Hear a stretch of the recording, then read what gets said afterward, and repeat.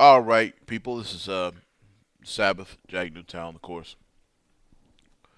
Um, I guess it's usually the same typical time. I was came in a little later. Was after taking some nature shots of that nature, pretty much in the morning. I kind of like doing that. Get my mind clear, so I can be able to do this, do the Sabbath. All praise to the Most High and the Son Christ. Let's go into the Lord and pray. All praise to the Most High and the Son Christ, that He'll give us strength, that He'll give us integrity, have peace on this earth, to be at peace with the other nations, to adhere to your son's gospel, to acknowledge that your son, Christ, Yeshua, Yeshua, is the high king and the high priest, and that when this kingdom comes, he will rule forever, and that all evil will be put away, and that those who do not believe will, according to Revelations, will be put to death, waiting for the second resurrection.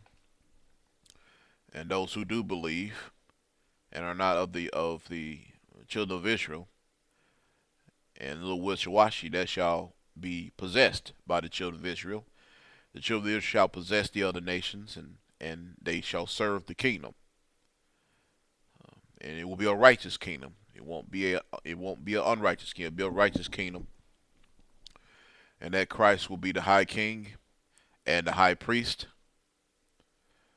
the king of all kings, and the most high is the master of all universes, the God of all gods. And we praise his kingdom will be magnified and gloried, and that his kingdom will come sooner. Um, I believe delays will. I believe delays should be no more delays. I pray there should be no more delays. I pray the end to come. The end is necessary for the children of Israel to be liberated, and for the Gentiles to acknowledge who the children of Israel are. All praise to the Most High and the Son Christ. Amen. Now, what I'm going to the subject, I was thinking and contemplating on what we are going to discuss. It's a lot of things to discuss. A lot of events occurred about what's the gentleman name? Michael Sam being being turned coming out as a homosexual. He stated that he was gay, and of course his father, of course, didn't take it too well, and which I don't blame him either. And I guess always the black ones always supportive of their children being homosexuals and all their foolishness, but want to call everybody else gay. I'll speak on that on the talk radio show. I'll be more than glad to speak about that nature. But we're gonna get into the scriptures. Let's go to Ecclesiastes chapter, I believe, chapter 30 or 31. We're gonna stay on Ecclesiastes or Sirach in the Apocrypha. I think it's very important and beneficial for those who are in the truth or understanding with meditate on the Apocrypha, because it really it's the Middle Testament, believe it or not. It was taken out by the Roman Catholic Church. Now they'll try to make up reasons and say, well, because it's not needed and it's mistranslated. Who are they to tell anyone what's mistranslated, what's translated correctly? Just like they brought up the Shroud of Turin crap, which it is. The Shroud of Turin is crap, in which they stated that how it came to be is because of an earthquake. They know this, but they don't know what happened in the Dark Ages. You know what happened in the Dark Ages? Black rulers. That's why I don't argue with these pinheads. This is the well, just because scientists didn't know what happened in the Dark Ages, that doesn't mean they know everything else. Are you there? Were you actually there doing a study? Nope. That's why you can't trust scientists nowadays. You can't trust them for nothing. You can only use common sense and what the Bible says. And of course, the Bible tells you be not have vain babblings again on science.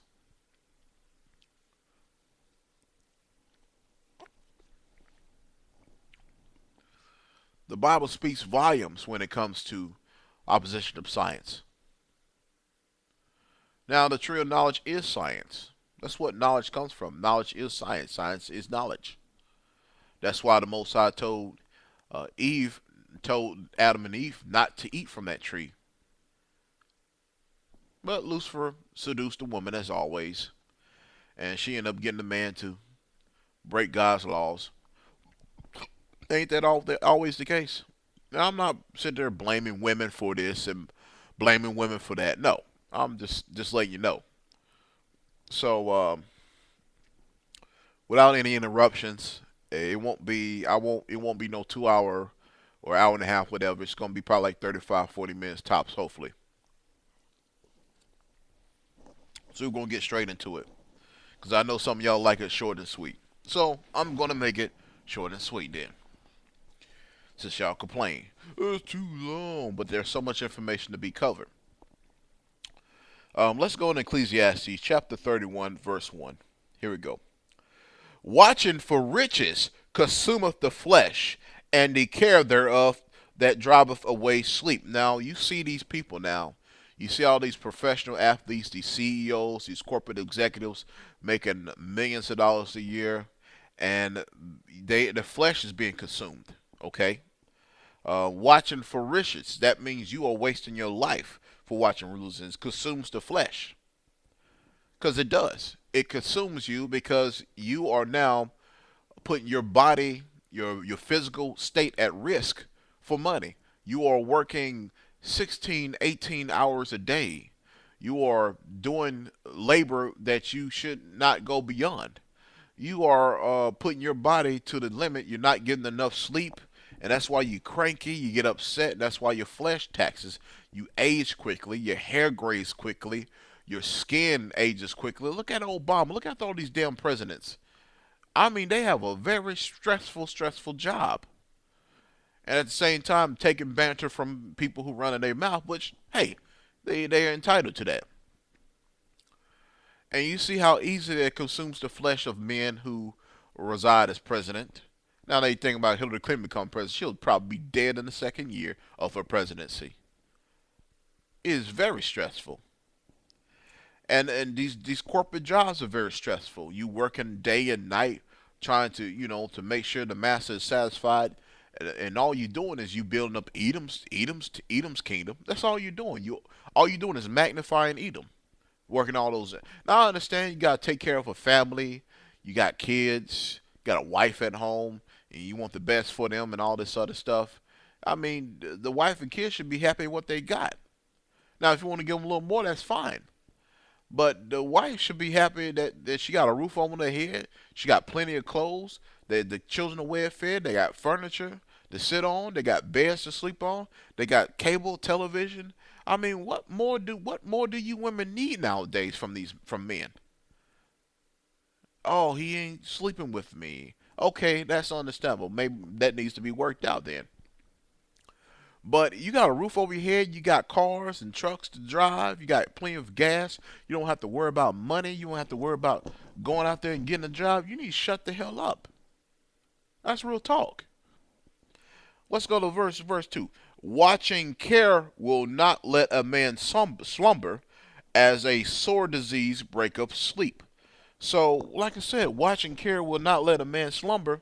So if you're so concerned about money, you watching your money, you're obsessed with how much you got, you're obsessed with the bank statements, the bank notes, you trying to drive everything down to the penny and stuff. Now I know you got to keep up with your finances and make sure you don't go broke, but to the point to where you obsess about money day in day out. You wake up thinking about money. You go to sleep thinking about money. You shower about money. You use the restroom about money. Every one of your conversations about money. That you won't not sleep when you're so concerned about money, because you're trying to find ways to earn more money. But you'll never sleep. And like I said, it'll be as a sore disease break up sleep. Verse 3. The rich have great labor in gathering riches together, and when he resteth, he is filled with his delicates. So the rich have great labor in gathering riches. So they work, and then when they rest of, he's filled with delicacies. So he's filled with all types of other hobbies and activities. If you see these rappers and these music executives and singers and performers, and all the, they go on these tour shows, they run around and go crazy, and they do 100 tours, 50 tours, 60 tours, and it's just nonstop, day in, day out, day in, day out, day in, day out, and they end up engaging in these odd, strange activities, and they use their wealth for negative purposes mainly. Now, some of them they use their wealth to help their own people, which is great. But then others they engage into weird and odd activities. Most of it homosexual activities, very drugs, alcohol, heavy alcohol. Nothing wrong with drinking alcohol as long as it's in moderation. But doing drugs, smoking dope, and taking lewds and the lemons and all this other uh, drugs that's available, speed, etc. I'm gonna tell you an example of what's that. You look at the movie The Wolf of Wall Street with Leonardo DiCaprio as Jordan Belfort, who's actually a real life person. Belfort, he went to prison for 8 years for scamming people, and this was a true story. And if you look at his lifestyle, at first he was just a poor guy who's trying to, make some money for his wife. Him and his wife were together. His wife was with him the whole time. She stood by his side, and it seemed like it was a loving marriage. And then when he started getting, first he was working for Wall Street, and then he got fired because of, the stock plummet, etc. So they all got terminated. So he decided to go to a stock company in Long Island, and he realized that it was a 50% commission instead of the 1%, according to Wall Street. And he was making money. He was making good money. He was living comfortable. He wasn't crazy. Him and his wife were living good. They lived better, and things were going well. And then he got hooked up with this guy, and this guy saw the nice stuff that he had, and he was like, I like that kind of stuff. So they meet up, and next thing you know, started doing drugs with this guy. Crack. He started with crack, then cocaine, and he got some of his buddies and friends at first, and I thought it was just gonna make a lot of money, and just be comfortable. But it got out of control.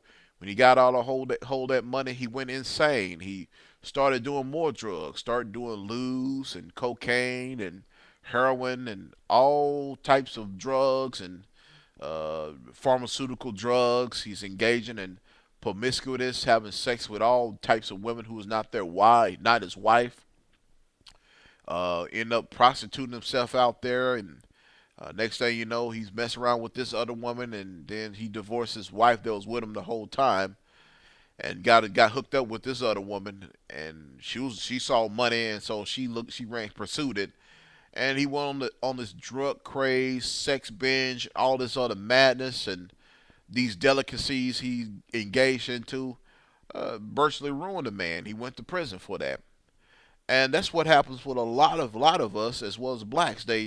We started out humble, we started out good people, and we mind our p's and q's. Then we get a hold of a couple $1 million, we go ballistic, we start going crazy, we start making it rain, we start engaging in things we normally would not have thought of we were engaged until there's things you gotta spend time by yourself and realize certain things that you may not thought you would be doing, you're doing now.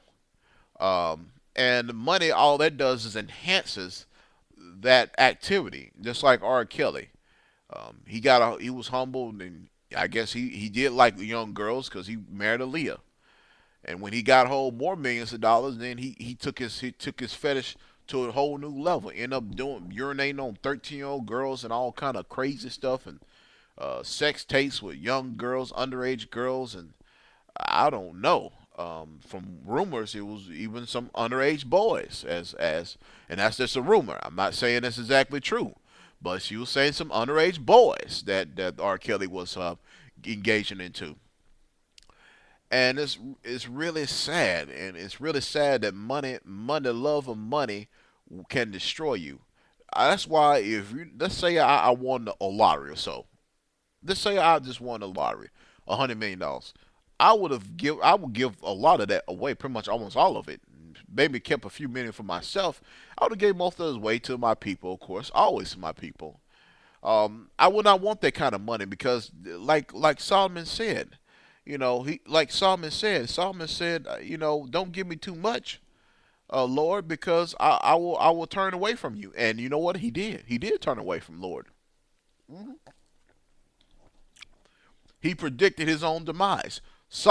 King Solomon predicted his own demise to the Lord, and the Lord knew. So you got to think the same way Solomon did before he went crazy.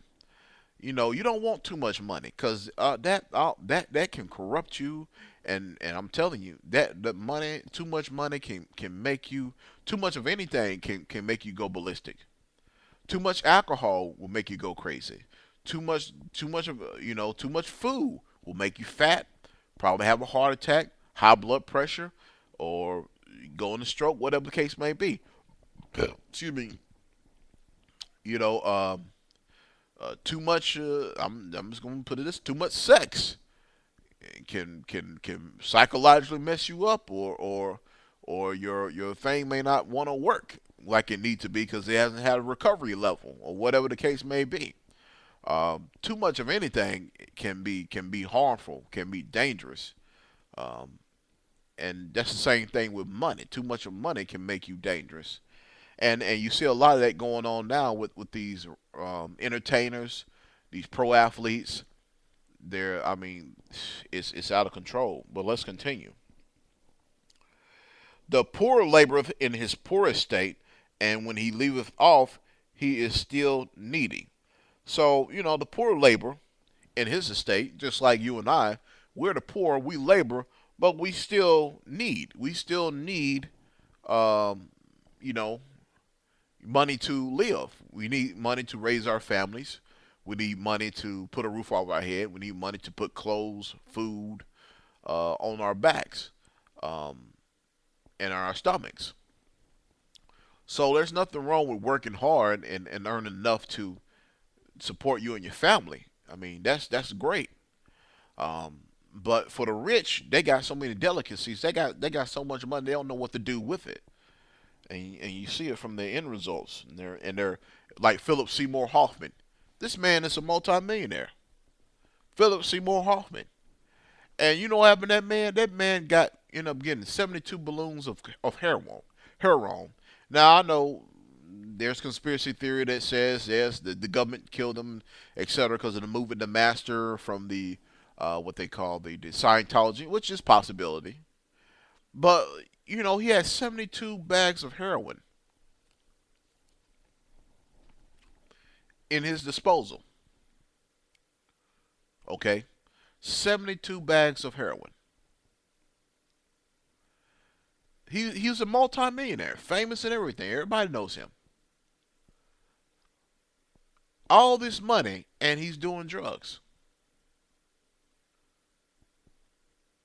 Just like that rapper Pimp C OD'd, allegedly. All that money, and still that it still wasn't enough for them. It still was not enough for Philip Seymour Hoffman. Wasn't enough for him. He needed more. He needed more. Verse 5, he that loveth gold shall not be justified, and he that followeth corruption shall have enough thereof. So if you have love for gold, which is the money, you shall not be justified, because if you love gold, you love money, you're willing to do anything and everything under the sun to get it. You look at your entertainment. Look at the lady Nicki Minaj right there. A disgrace. She want to make more money. She want more and more and more. So she's willing to do more and more. She's willing to stoop lower and lower. Started with bleaching her hair, put weave, hair hats, etc.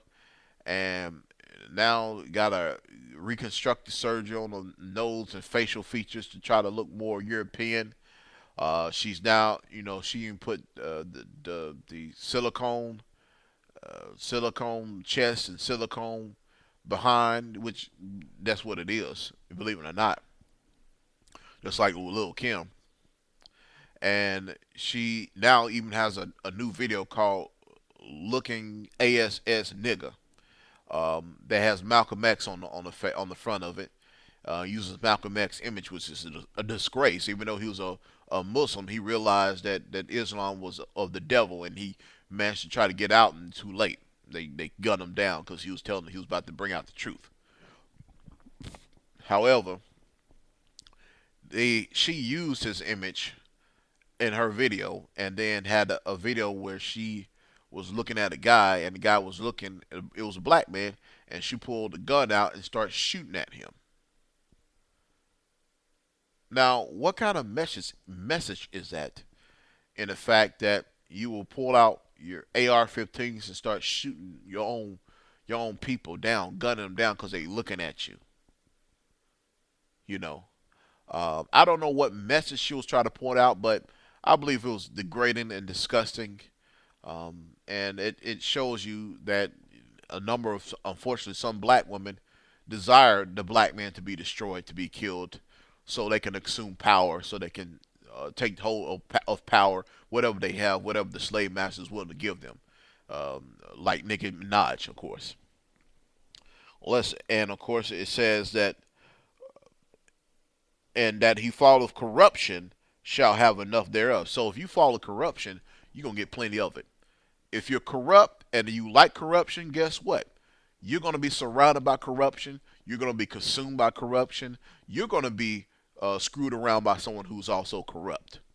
So if you are the uncorrupted and you don't justify and love gold, you will see a difference between your life and the life of someone who desires corruption.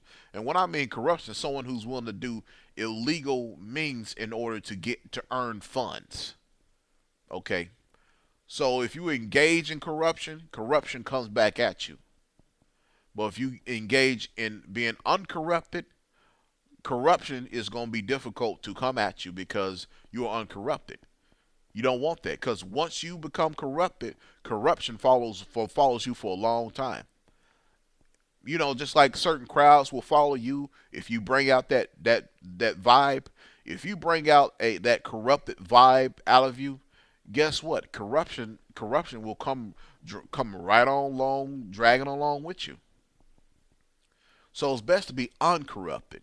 When you're uncorrupted, you will have others who are uncorrupted, and basically you're going to have a holy setting. You're going to have a place of people of like minds who don't believe in corruption, and you're going to be in that vibe is going to be a strong, positive vibe. Now, if you're corrupted and you deal with people with corruption, you're going to have that negative vibe. You're going to deal with people who love corruption, and they may end up screwing you around because they're corrupted. So let's continue with that. Gold have been the ruin of many, and their destruction was present. So gold has been the ruin of many because many have fought, have bled, have died, have slain, have robbed, have raped to get the gold, the shekel as they called it. They have sold each other out, just like Judas Iscariot sold out Christ for 30 pieces of silver. 30 pieces of silver.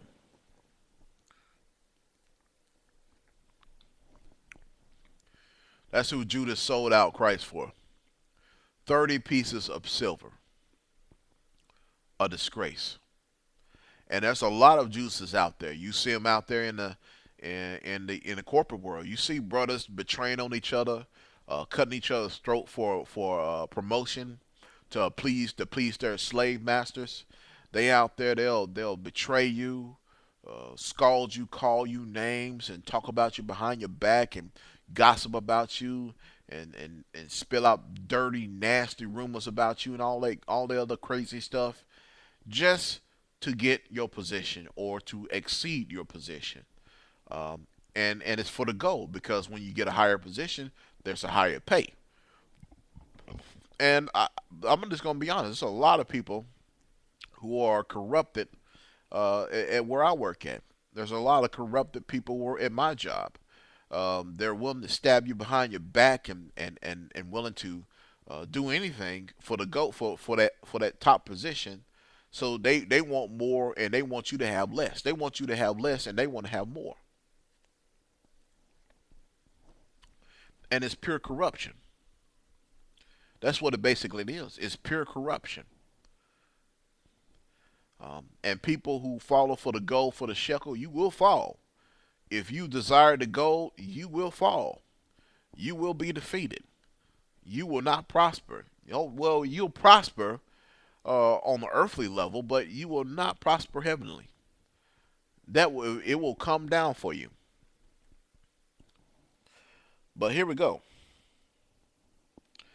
It is a stumbling block unto them that sacrifice unto it, and every fool shall be taken there within. So it's a obstacle. Gold, desire of gold is an obstacle. Okay, and that will sacrifice unto it. So you seeing that there are people that are willing to sacrifice others in order to get it. Look at these musicians who sacrifice some of their family members to get where they at. I mean, it's strange that when you got your up and coming musicians, you had Jessica Hudson, Kanye West, Jay Z, and others who are coming up, especially black coming up, and all of a sudden their family members are being dead or died in a car crash or plastic surgery, whatever the case you want to call it, etc. Um, and you notice that those who have given in, to the powers, who have given in to the devil, given in to the Luciferian doctrine, given in to the Idumeans, the Edomites, the Amaleks, the Great White Brotherhood, have to end up sacrificing somebody in their family, or their family have to shed blood in order for them to prosper. You think that wasn't? You think that's not happening? Look at the stories. They're real. People will sacrifice their own family members. They will sacrifice their own children to Baal or Moloch. Some parents will just purposely give birth to children just to sacrifice them to Baal. Just like Katy Perry's parents just purposely gave birth to her to be a sacrifice to Moloch. She is that sacrifice. So-called preacher father. Her father ain't no preacher. Her father's a damn devil looking for an opportunity. So you go out there, you chase that goal, you sacrifice anybody and everything. Go ahead and throw your mama under the train. Throw your family under the train for the love of gold and money, and watch the judgment will cometh. Blessed is the rich that is found without blemish, and have not gone after gold. So there are those who are rich that have not gone after gold, have not pursued gold. They were smart. They knew what they're doing, and they managed to succeed to a certain level to where they're comfortable. So bless the rich that is the rich that is found without blemish. So that means who is not without corruption. Okay, because the top billionaire families were built on corruption. They are with blemish. They are not without blemish. But those who are wealthy without blemish are people who actually worked hard, are people who managed to, you know, get off their, to do something that they're good at. Okay. Um, Now, I'm gonna use this family as an example. The Duck Dynasty families, the Robesons. Now, of course, they've been doing this duck commander business for ever since the 70s. Now, some people may have an argument saying how they get their money, but it seemed like they got it the right way. They got it the righteous way. They did business. They worked hard. They built a product that people love, and they end up making money off of it. They end up becoming millionaires off on it. And there are some people around here like that, who worked hard, who was honest, and integral, and hey, those are those without blemish. Verse 9. Who is he? And we will call him blessed. For wonderful things hath he done among his people. So there are those, who are wealthy, who actually help their people, who actually help people who are less fortunate they are.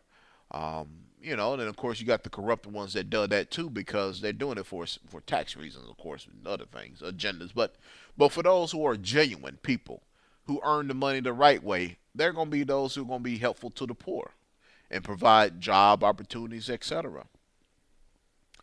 Who have been tried thereby and found perfect, then let him glory, who might offend and have not offended, or done evil and have not done it.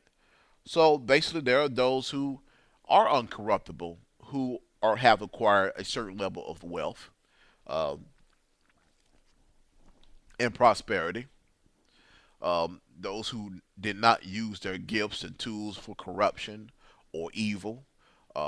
Those who did business the right way and no underhanded tactics or technicalities as they call it. But people who actually did honest things and made an honest living, they deserve to be they and those who are honest and loving who deserve to be blessed.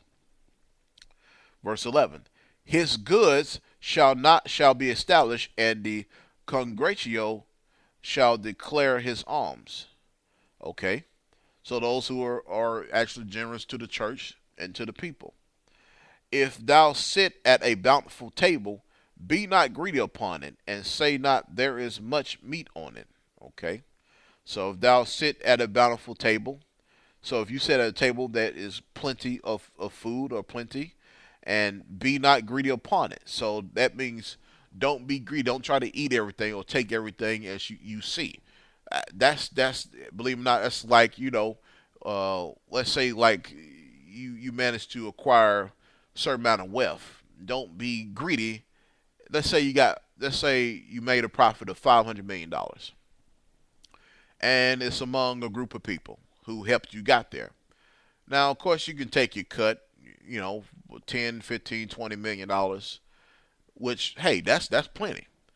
But the corporate CEOs and the boards, they don't look at it that way. They want $499,999,999 and give you one penny, $1. See, that's how the corporate CEOs look at it today. See, they want $10 million versus your $30,000 meager salary a year, even though you helped him get to where he's at. Now, me, let's say I was a CEO running a company, and we made a profit of $10 million. Now, I believe personally, I may take 1 or 2 million, and the rest should be divided among a group of people, and they should be well compensated for that. I don't want $9.5 million and give the $500,000 to the rest of the people. That's wrong. That's highway robbery. I may want 1 or 2 million. That's it. I'm satisfied, and everybody else can get the rest of the 8 million and do what they need to do. I don't need that much. That's what the Lord is saying that what you should live by. Remember that a wicked eye is an evil thing, and what is created more wicked than an eye, therefore it weepeth upon every occasion. Now, it's interesting that the blind are not corrupted, really, and that the blind are not, uh, because the eyes see what the mind what the mind can register. Okay, so if you see something, your mind is registering and saying, let's look at what this is about. A blind person that does not see corruption because their eyes are not registering in the mind. Okay, so a blind person would have more of a clean heart and a clean spirit compared to one who has eyes to see. Because the blind is not fooled by gold and all that nature because, they're not looking at it. Stretch not thy hand whither sooner it looketh, and thrust it not with him into the dish. Okay. Judge of thy neighbors by thyself, and be discreet in every point. Verse 16. Eat as it becometh a man those things which are set before thee, and devour not, lest thou be hated. Verse 17. Leave off first for manners' sake, and be not unsatiable, lest thou offend it. So that means don't be unsatisfied, but be satisfied with what you have. Don't be going around looking at somebody else. Oh, you got this. Oh, you got a truck. Oh, you got this. You got that. Oh, and then you know, and you blatantly, you're telling them all. Oh, it looks all nice, but I would have gotten this. I would have gotten that. That's all right. And you just downplaying it because you are covetousness. You are coveting your neighbor's goods. Basically, that's what you're doing, and it's wrong. A very little is sufficient for a man well nurtured, and he fetcheth not his wind short upon his bed. So a very little is sufficient. You don't need a lot. You don't need hundreds of millions of dollars. Oh, $1 million or $2 million, that should be fine. You should be happy with that. Like that rabbit said, more money, more problems from the biggest smallest guy, which is true. Sound sleep cometh of moderate eating. Now this is talking about food now, of course. Now actually this is was talking about food in verse 19. Excuse me. As now it's coming to food of moderation and excess in eating. Um, Same here, because in my days I used to just eat everything and not be satisfied. That's how you get fat. Of course, I cut down on weight, and I don't eat as much as like I used to because I'm satisfied with what I have. Sound sleep cometh of moderate eating. He riseth early, and his wits are with him. But the pain of watching and choler and pangs of the belly are within the unsatiable man. So someone who is gluttonous, who consumes too much food, their stomach hurts, they now got all kinds of problems. But someone who is a moderate eater, someone who eats in moderation, they're gonna sleep sound and they're gonna rise up early and their wits is gonna be with them. But someone who eats a lot, etc., they're gonna be up all night and my belly hurts and all this other crazy stuff. Verse 21, and if thou hast been forced to eat, arise, go forth, vomit, and thou shalt have rest. So if you've been forced to eat, say you want to be rude, towards a guest or somebody that's hosting you, etc., then the best thing to do is to go forth, vomit, and thou shalt have rest. That means, vomit the excess food that you have in your body, and you will sound sleep. Verse 22, my son, hear me, and despise me not. And at the last thou shalt find, as I told thee, in all thy works be quick, so shall there no sickness come unto thee. Okay? Whoso is liberal of his meat, of his food, men shall speak well of him. And the report of his good housekeeping will be believed, beloved. So a man who is liberal of his meat, so he shares with his people, he shares with his brethren. He says, "Hey, here's some food, brother," etc. Not being greedy. Someone who's liberal of his food to other brethren will have a good report. The brother's like, "Hey, that's a good brother. I like him. I respect him. He's a good man. He helps out people." And that can be translated to the same understanding of giving, like food, to the poor.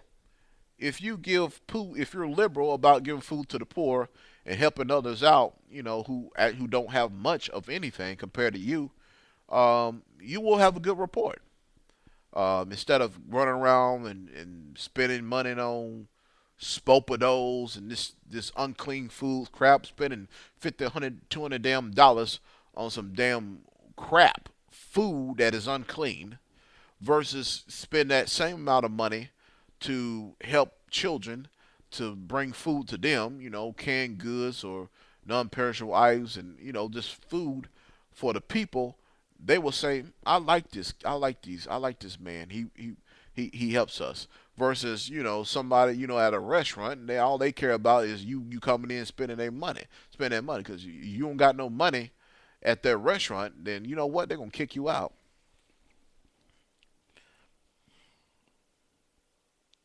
But against men that is a niggard, yes, right. Niggard means selfish. Someone who's very selfish. Niggard. Yes, niggard is in the Bible. Of his meat, that means he's selfish of his meat. The whole city shall murmur. So the people will complain. People will growl like, I don't like that nigga. That nigga, he's greedy, sorry, no good nigga. Murmur. And the testimonies of his niggardness shall be doubted of, shall not be doubted of. So that means they will not doubt your reputation of your niggardness, which means selfishness. So if of your selfishness, people will talk. People say that's a greedy nigga, and I don't like him, etc. He's greedy, he's slothful, etc. Show not thy valiantness in wine. Wine for wine have destroyed many. So, valiantness, don't show your dependence and your excessiveness of wine, because wine has destroyed many. Those who get drunk and sloppy drunk and crazy, they end up saying stuff that they can't take back, end up crossing the wrong people, end up getting killed, or end up you raping some woman because you drunk as hell. Next day, you're locked up in prison and getting your pipes checked by the health inspector, by Fleece. What's that guy? Fleece Johnson. Ain't that his name? Fleece Johnson. Yeah, booty warrior. I'm gonna get some booty. You know, booty is more important than drinking water. You know what I'm talking about, Fleece Johnson. You know what I'm talking about. He's a character. Verse 26. The furnace proveth the edge by dipping, so doth wine the hearts of the proud by drunkenness. So the furnace proveth the edge by dipping.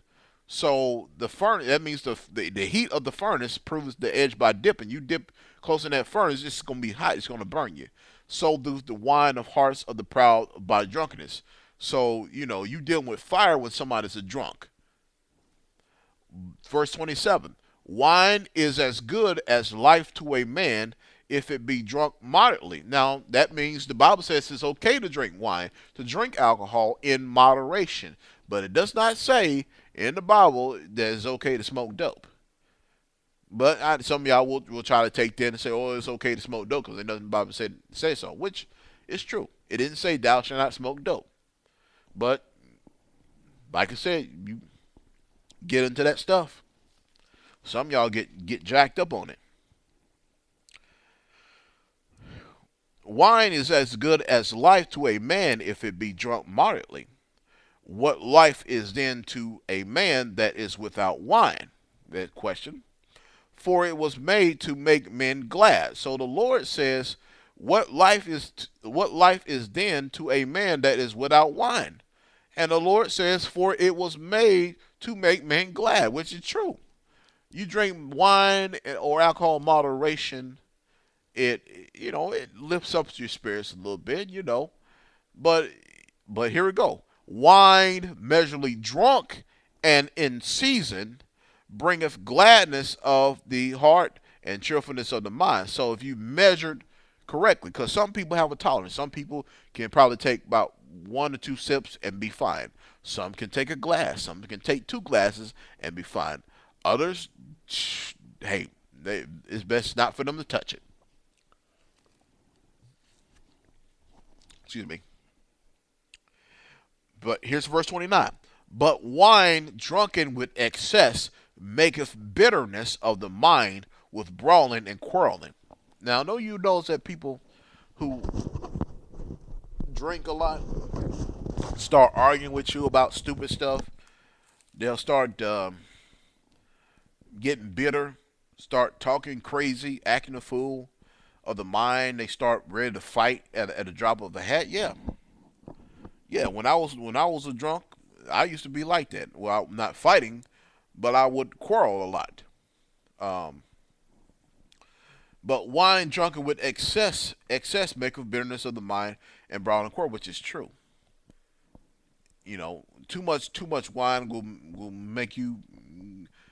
Same thing with women. Too much wine will make her a whore out of her. Verse 30. Drunkenness increaseth the rage of a fool till he offended. It diminishes strength and maketh wounds. So drunkenness, now all that does is make you go crazy. Till he offended. So that means until he offends somebody, and when he offends somebody being in a drunk state, it diminishes strength. So you being drunk, you're not going to get super strength being drunk. You're going to lose strength because the Lord said it diminishes strength. So that means you're not in your mind state and it diminishes your reaction time, which means that person who is sober is going to beat the crap out of you because you're damn drunk. Um, and maketh wounds. So wounds, that means you're going to get beat up, you're going to get black eyed, you might get stabbed, and you might get shot if somebody has a gun. Verse 31. Rebuke not thy neighbor at the wine, and despise him not in his mirth. Give him no despiteful words, and press not upon him with urging him to drink. So rebuke not thy neighbor at the wine. Okay. So when you see a brother doing wrong, and you rebuke the brother because you love him. But when it comes to thy neighbor at the wine, don't rebuke because basically they're not in the right state of mind, and despise him not in his mirth. Give him no despiteful words. So that means don't call them names. Don't say, "Oh, you ain't blah blah blah blah" while they drunk. Let them sober it up, and then tell them what's going on. Okay, because all you're gonna do is enrage that drunk into doing more crazy stuff when you give despiteful words towards them. So you have to be wise and careful in when you dealing with drunks. You can't just talk to them any way possible because they might do something crazy and they might turn around and try to kill you during a drunken rage. Wait till they're sober, and then like you say, hey brother, you did this, you did this, you did that, you did this, you did that, etc. And that brother's gonna reflect on it and say, I should stop drinking. I shouldn't be drinking that much then. But if you go out and then you go out and you are what you call encouraging their rage by speaking bitter to your brother or sister, then all you're doing is making things worse. So the Lord says, rebuke not thy neighbor at the wine, and despise him not in his mirth. Give him no despiteful words, and press not upon him with urging him to drink. So that means don't also keep telling him to drink more to get crazier. Because the Lord is going to put that charge on you if you're caught doing it. So I said I was going to be short and sweet. So I'm come up with my promise that it's going to be short and sweet. This is Jack on the Sabbath, and I will be on radio probably in the afternoon or so, and I'll upload on the podcast, and hopefully I can make a video out of it and put it on my YouTube channel, youtube.com/Joe Gully. And I hope y'all have a great Sabbath, and I pray that y'all stay in the spirit, and the kingdom's coming.